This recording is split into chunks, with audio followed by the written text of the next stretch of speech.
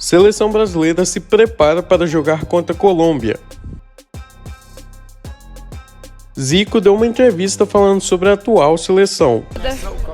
Aí não tem nada. E o comentarista Casagrande criticou Dorival por não estar utilizando o Endrick. E que a opinião pública começou a ter uma pressão para ele colocar de titular. Fica aí até o final do vídeo para você acompanhar tudo, mas antes lembre de se inscrever aqui embaixo no canal e deixar o like. Valeu! A seleção brasileira já se prepara para o jogo contra a Colômbia, que será nesta terça-feira às 10 horas da noite.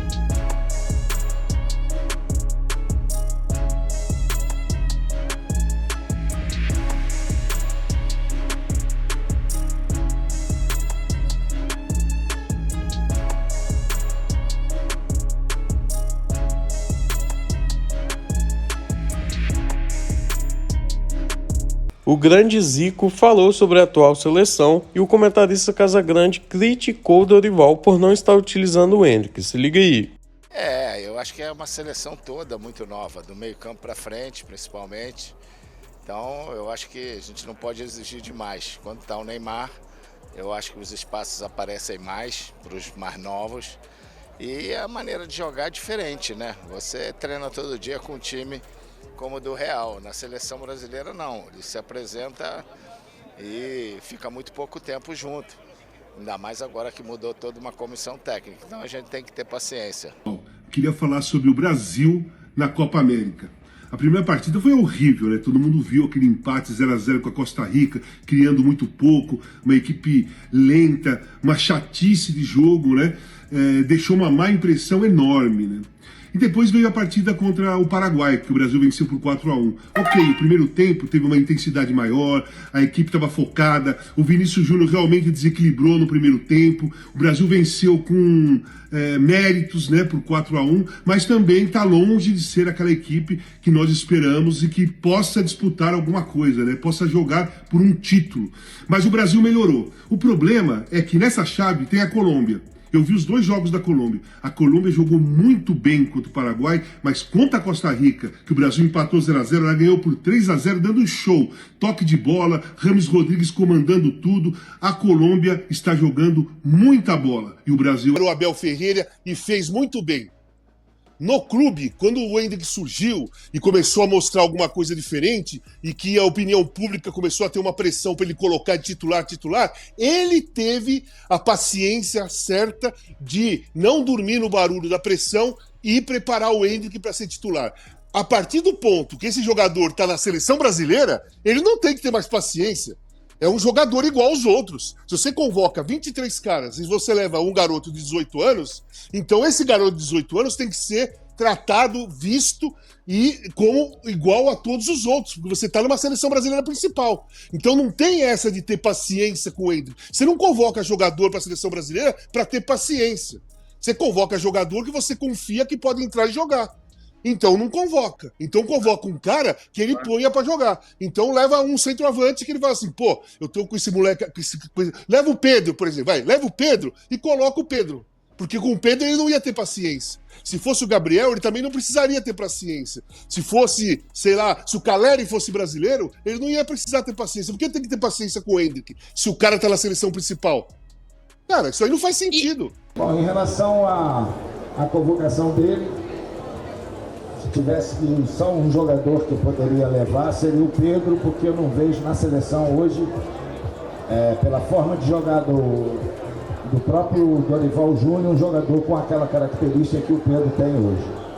Pelo momento que ele vive também, então seria um jogador. Mas eu, como fui técnico de seleção, lógico, de menor responsabilidade não, menor qualidade que a seleção brasileira, mas a responsabilidade é a mesma, seja no Iraque, seja no Japão. Eu acho que eu sempre respeitei convocação de quem quer que seja, porque ele é que é o homem responsável por isso. No final é a cabeça dele que vai rolar, então ele tem que ter todo o direito de levar quem ele quiser. Preferiu nesse momento, talvez, ter um número maior de jogadores com quem ele já conhecia, com quem ele já trabalhou e que obtiveram bons resultados com ele. Então é uma oportunidade e tomara que esses jogadores aproveitem. Se o Brasil estivesse num momento maravilhoso, eu acho que a gente poderia contestar e aí não teria nem mudado de treinador.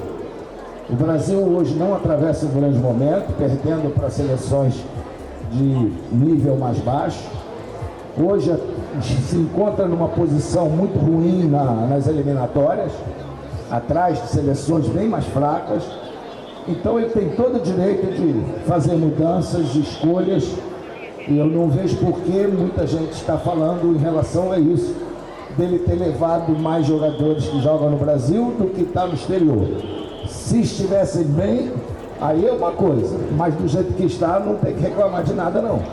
Tem que deixar ele trabalhar, já mostrou a competência dele por onde passou, ganhou todos os títulos que são importantes para um treinador e tomara que ele ganhe agora na seleção brasileira também. Próximo jogo, Deus me livre e guarde, mas se a gente não vencer vai ter cobrança de novo e é normal, é a seleção brasileira, o povo está acostumado a sempre ganhar, a gente quando era pequeno via a seleção brasileira ganhando muito também, então é normal ter essas cobranças, mas a gente encara de uma forma boa, assim, uma forma positiva, tanto que teve bastante cobrança depois do primeiro jogo, mas todo mundo entendeu a cobrança e mudou a mentalidade e deu. Então é isso, pessoal, deixa aqui embaixo nos comentários sobre o que você achou do vídeo, lembre também de se inscrever no canal e deixar o like, valeu e até o próximo vídeo.